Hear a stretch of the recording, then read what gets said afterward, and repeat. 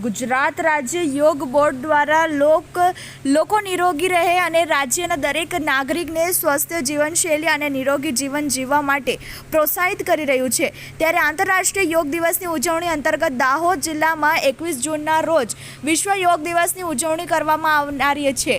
ત્યારે જિલ્લા સેવા સદન ખાતે કલેક્ટર શ્રી યોગેશ નિરગુંડેની અધ્યક્ષતામાં વિશ્વ યોગ દિવસની ઉજવણીના આયોજન અંગેની સમીક્ષા બેઠક યોજવામાં આવી હતી।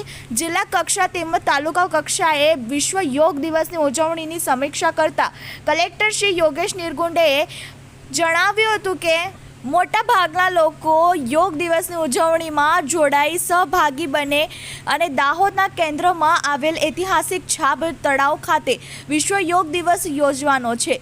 તે ઉપરાંત તમામ તાલુકા મુજબ તાલુકા કક્ષાના વિશ્વ યોગ દિવસની ઉજવણી માટેની પૂરતી વ્યવસ્થા કરવા માટેની સૂચના સંબંધિત તમામ અધિકારીશ્રીઓને આપવામાં આવી હતી।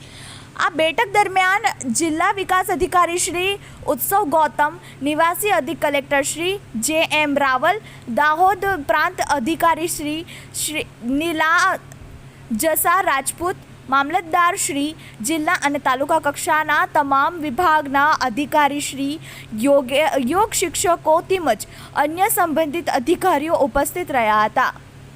જેની શેખ, ટીવી 18 ન્યૂઝ, દાહોદ।